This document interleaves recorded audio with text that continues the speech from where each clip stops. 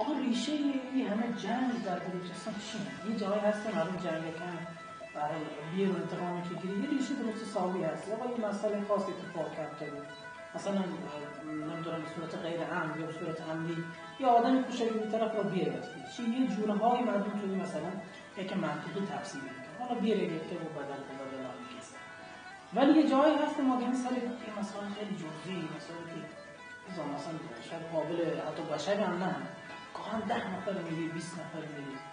یعنی الان من اصل سوال میشه که ریشه این همه جنگ و دعوا در بلوچ که داره جامعه ما واقعا تحت تاثیر قرار دادن. ما واقعا گندیم افراد نخبه‌ای هستن و کل تحصیلات در سالانه کل زحمت کشید در جامعه یه فرد مفیدی بی، ولی بر اثر یک مثلا موضوع خیلی جزئی این طرف قربانی کرد.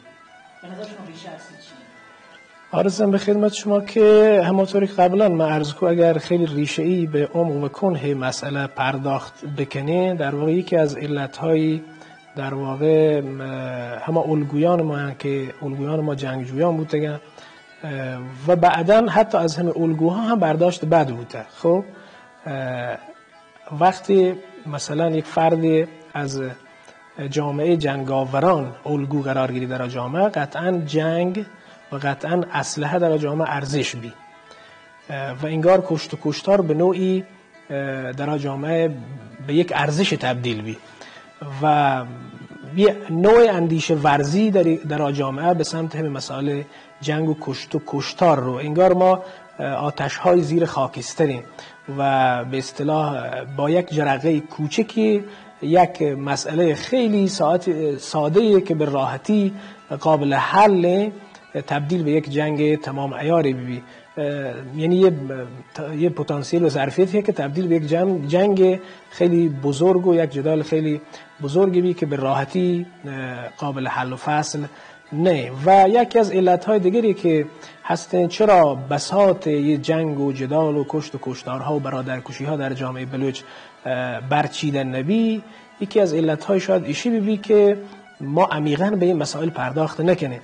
چون مسئله به نام صلح و سازش خیلی مسئله زیبایه و یه مسئله که فطرتاً زیبایه و قطعاً قابل ارجه، اما تنها اکتفا کردن به ظرفیت مصالحه و به اصطلاح ظرفیت صلح و صلاح دهی در واقع شی کافی نه برای جامعه ما. ما به قول معروف باید قبل از درمان ما باید پیشگیری بکنیم. ما باید بریم دنبال اشی بگردیم چه انگیزه‌ای سبب کشت کشتار بی، چرا جوان ما با کوچکترین تلنگری دست به اسلحه با، چرا اسلحه در جامعه ما ارزشه. خب یه سوالان رو مطرح بکنیم و کارشناسان ما بنیندن یه مسائل هم به لحاظ روانشناسی هم به لحاظ جامعه شناسی مطرح بکنن و عمیقاً به این مسائل پرداخت بکنن و اصلا میلن و اجازه مدن که مسئله به صلح حتی به مرحله صلح سازش بکشی. چرا حتی وقتی مسئله به صلح هم کشک بی، اما پس از اشین که اتفاقی کبته به هر حال ممکن چند نفر ما بین کشک بودگن و از زخم و جراحت گرچه صلح انجام بوده اما زخم و جراحت همچنان پابرجای. بنابراین لازم ما گذر بکنی از این مسئله که صرفاً اکتفا کنه به مسئله و ظرفیت مصالحه و به اصطلاح صلح و صلاح گرگ.